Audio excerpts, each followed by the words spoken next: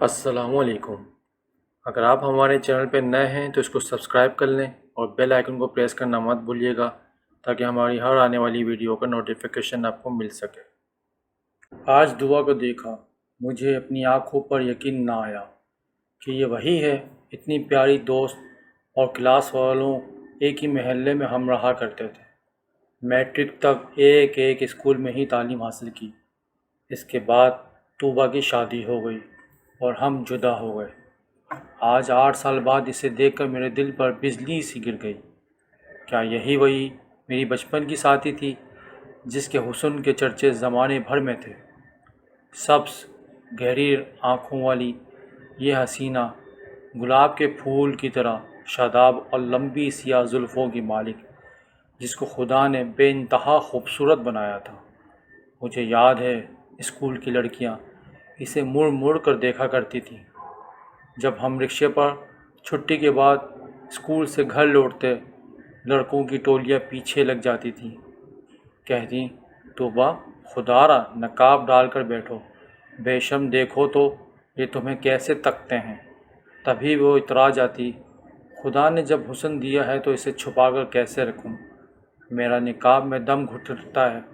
اس کے نخرے دیکھ کر نہیں لگتا تھا کہ یہ غریب گھرانے کی عام سی لڑکی ہے جس کے یہاں ایک وقت کا کھانا میسر نہ تھا تو دوسرے وقت بھوک کے سونا پڑتا تھا۔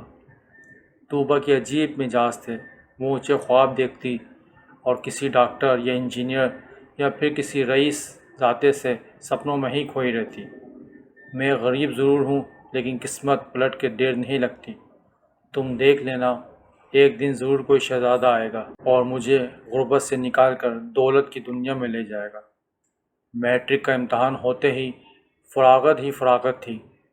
ایک روز میں اس کے گھر بیٹھی تھی، ہم لوڈو کھیل رہے تھے کہ دروازے پر دستک ہوئی۔ یہ خالہ نسیمہ پھر آ گئی۔ طوبیٰ نے دروازہ کھول کر کہا، ارے ہاں بیٹا، تیرے لیے ایک شہزادے کا رشتہ لے کر آئی ہوں۔ جاؤ جاؤ خالہ، تنگ مت کرو۔ میں نہیں کرتی شادی وادی، ابھی میری عمر ہی کیا ہے۔ ہاں یہ بیٹی ہے نا ثنا، اس کی کرو دو خالہ جی، یہ تو چھوٹی سی بچی ہے نا، اور میں بوڑھی ہونے جا رہی ہوں۔ ہم نے مذاق کیا تو خالہ جی مسکرا دی اور آنٹی کے کمرے میں چلی گئیں۔ وہ طوبیٰ کی والدہ سے باتوں میں مصروف ہو گئیں۔ پھر میں نے طوبیٰ کو خوب تنگ کیا، یہاں تک کہ وہ ہنستے ہوئے رونے لگی اور میں نے کہا، کیا ہوا، میری باتیں بری لگ گئیں؟ بولی، نہیں، تو اپنے بارے میں سوچ کر رو پڑی ہوں کہ زندگی نے ابھی کیا دیا ہے جو بعد میں سب کچھ مل جائے گا۔ آج بھی لوگوں کی گترن پہنتی ہوں اور لوگوں کا بچہ ہوا کچا کھا کر بڑی ہوئی ہوں۔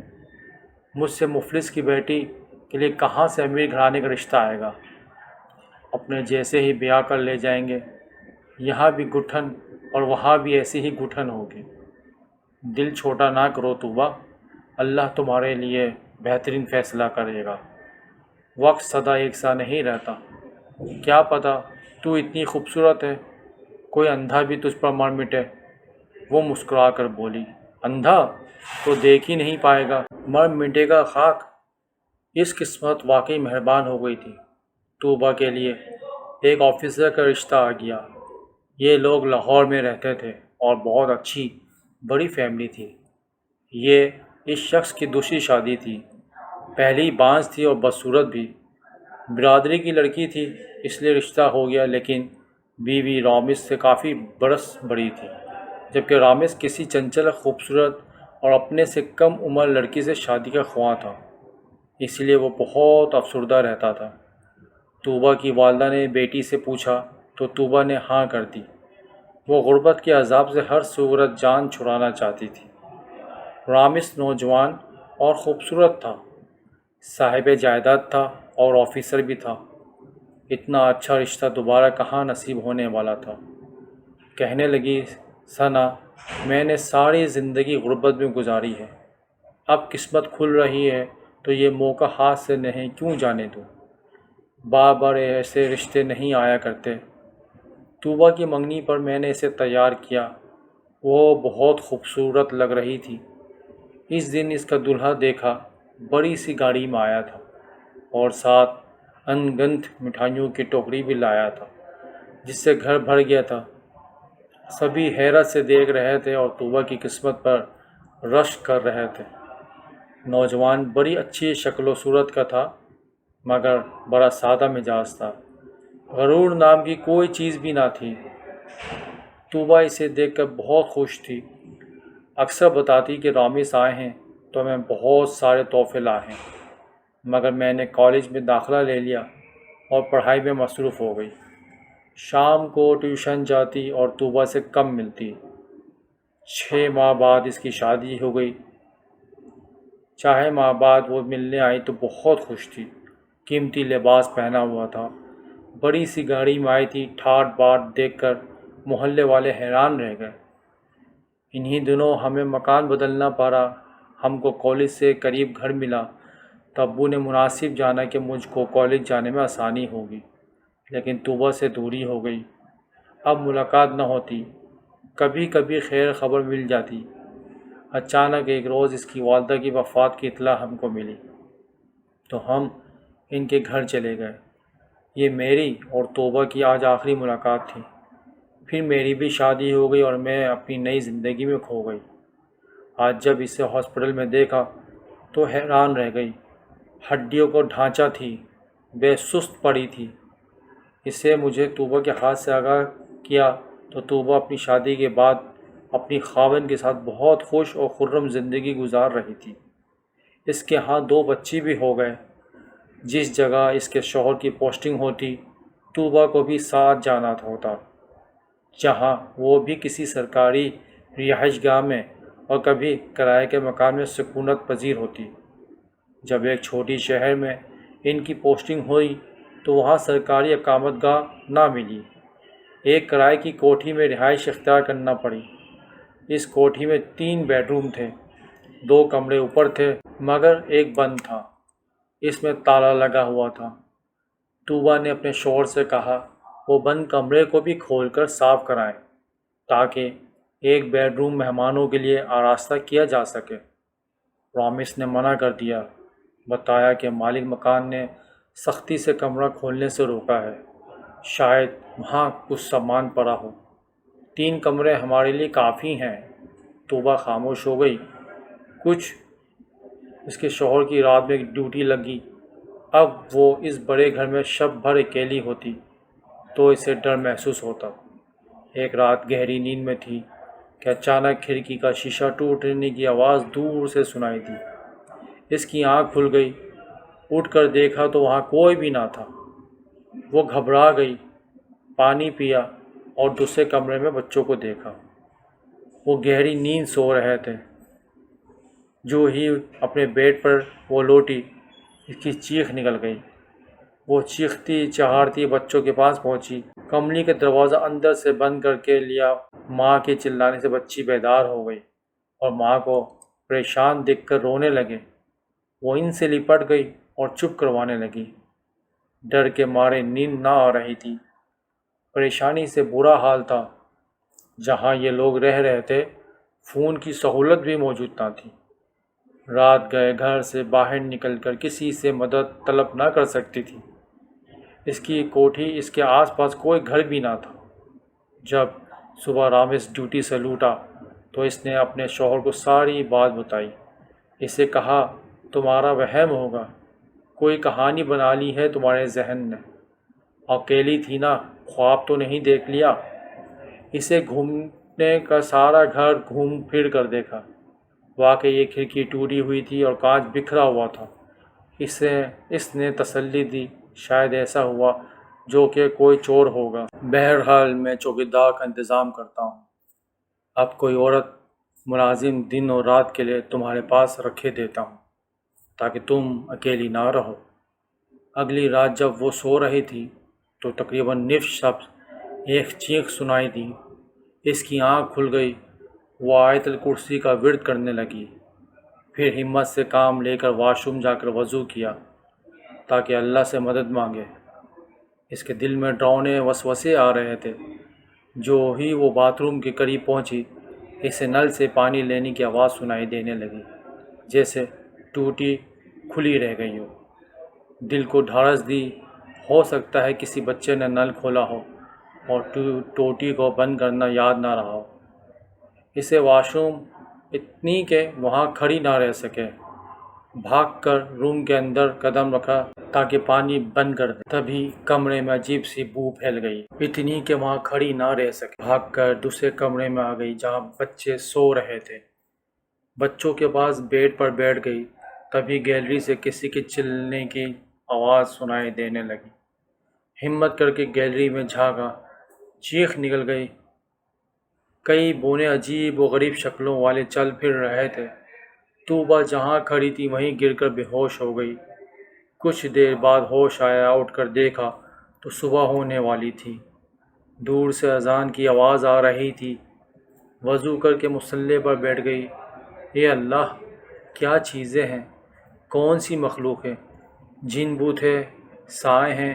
آخر کیا ہے؟ اس سوال کا جواب کون دیتا؟ وہ بچوں کی عافیت کی دعا مانگنے لگی۔ صبح 8 بجے اس کا شوہر آیا تو طوبا نے زاروں قطار رونا شروع کر دیا۔ وہ اس گھر میں نہیں رہ سکتی۔ ساری رات عجیب و غریب حرکتیں ہوتی ہیں، کبھی نلکا کھل جاتا ہے تو کبھی نفس سب میں گیلری میں سے بونے نما چیزیں بھاگ رہی ہوتی ہیں اور مجھے بہت ڈر لگتا ہے۔ پھر اس نے جواب دے، خاطر جمع رکھو، میرا ساتھ دینا ہے تم کو۔ رات کی ڈیوٹی مجھ کو لازم کرنا ہے، ڈیوٹی چھوڑ کر نہیں آ سکتا۔ آج چوکیدار آ جائے گا۔ اس آدمی نے آج ہی ایک کام والی کا انتظام کر دیا ہے۔ یہ ملازمت دن رات تمہارے پاس رہے گی۔ یہ سن کر میرے اس کی جان میں جان آ گئی۔ اگلی رات 8 بجے وہ عورت آ گئی۔ عمر 45 سے 40 کے قریب تھی۔ اس کو طوبا نے کچن میں سونے کے لیے جگہ بنا دی۔ چوکیدار بھی گیٹ پر چرپائی لگا کر بیٹھ گیا۔ طوبا تسلی سے اپنی بیڈ روم میں سونے کے لیے چلی گئی۔ آنکھ لگی تو خواب میں دیکھا ایک شخص سفید کپڑوں میں آ کر کہتا ہے کہ بچی، یہ گھر چھوڑ دے، کسی اور جگہ چلی جا۔ اس شخص کے ہاتھ میں وہ قرآن پاک ہے جو طوبا کی ماں نے رخصتی کے وقت اسے دیا تھا۔ یہ قرآن پاک اس کو دیتا ہے تو اس کی آنکھ کھل جاتی ہے۔ وہ گھبرا کر اٹھتی ہے اور خواب یاد کرتی ہے۔ وہ قرآن پاک کے بارے میں سوچتی ہے جو اسے اپنے گھر میں رکھا تھا۔ طوبا وضو کر کے دوسرا قرآن پاک جو اس کے پاس رکھا تھا اٹھا کر اس کی تلاوت کرنے لگتی ہے۔ پھر تلاوت کے بعد اس الماری میں رکھ کر مڑی تو کچن سے ماسی کی آواز آنے لگی۔ وہ زور زور سے پکار رہی تھی۔ طوبا پریشان ہو کر اس عورت کی جانب بھاگی۔ کچن میں گئی تو ماسی اندر نہیں تھی۔ طوبا نے گھبرا کر باقی کمروں میں دیکھا تو وہاں کوئی بھی نہیں تھا۔ اچانک بند کمرے کی طرف نظریں گئیں۔ وہ وہاں مقفل کمرے کے دروازے کے باہر کھڑی تھی۔ کیا ہوا ماسی؟ تم تو کچن سے پکار رہی تھی، یہاں کیسے آ گئی؟ بی بی جی، یہاں سے کچھ عجیب سی آوازیں آ رہی ہیں، وہ گھبرائی ہوئی آواز میں بولی۔ آپ یہ کمرہ کھولیں، دیکھیں نا کیا ہے یہاں سے۔ سسکیوں کی آوازیں آ رہی تھیں، جیسے کوئی کمرے میں بند اور رو رہا ہو۔ دیکھیں تو کیا ہے اس میں۔ اس کو میں نہیں کھول سکتی ماسی، چابی میرے پاس نہیں ہے۔ چلو تم جا کر سو جاؤ اور آیت الکرسی پڑھ لو۔ طوبا ماسی کو لے کر کچن میں آ گئی تو وہاں سے کچھ پکنے کی خوشبو آنے لگی۔ بی بی، یہ کیا ماجرا ہے؟ مجھے ڈر لگ رہا ہے، میں نہیں سو سکتی یہاں پر۔ یہاں اچھا، چلو پھر بچوں کے کمرے میں سو جاؤ، تمہارا بستر لگا دیتی ہوں۔ طوبا نے ماسی کے لیے فرش پر گدا بچھا دیا اور تکیہ اور چادر دیکھ کر کہا، بچوں کے ساتھ سونا اچھا ہے، یہ بھی اکیلے نہ ہوں گے۔ ماسی سونے کے لیے لیٹ گئی تو طوبا بھی اپنے بیڈ روم میں آ گئی اور قرآن پاک اپنے پاس رکھ لیا تاکہ سکون سے سو سکے، مگر نیند رات بھر نہ آئی۔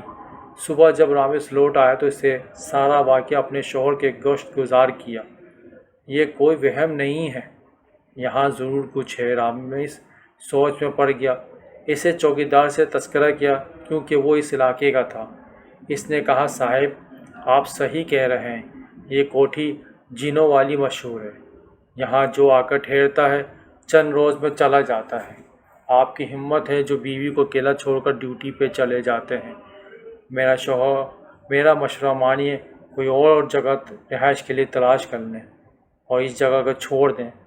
رامش نے جواب دیا، میں تبادلے کے لیے کوشش کرتا ہوں، واپس جا کر ہم سکون سے رہیں گے۔ اگلی رات پھر وہی ہوا۔ 2 بجے شب دروازہ زور زور سے بجنے لگا تو اٹھ کر بیٹھی۔ اسے دروازہ کھولا ہی تھا، پھر کوئی نہ تھا وہاں پہ۔ گیلری میں جھانکا، وہاں بھی کوئی نہ تھا۔ وہ بیڈ روم میں پڑے صوفے پر بیٹھ گئی۔ اچانک لائٹ چلی گئی۔ گھبرا کر ماسی کو آواز دی، ماسی تک آواز نہ گئی۔